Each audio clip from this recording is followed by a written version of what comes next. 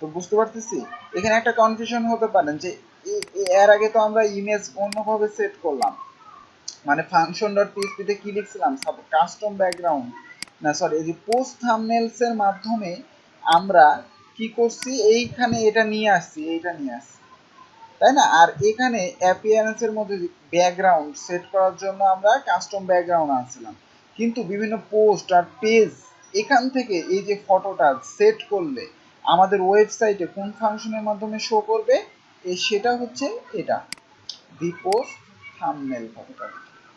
ঠিক আছে, তো আমরা এখানে তিনটা জিনিস শিখলাম, একটা হচ্ছে চারটা জিনিস শিখলাম। একটা হচ্ছে কিভাবে লুপের মাধ্যমে নিয়ে আসবো পোস্ট, তারপরে টাইটেল কিভাবে শো করাবো একটা ফাংশন, ইমেজ কিভাবে শো করাবো একটা ফাংশন, এবং কন্টেন্ট কিভাবে শো করাবো সেগুলো একটা ফাংশন।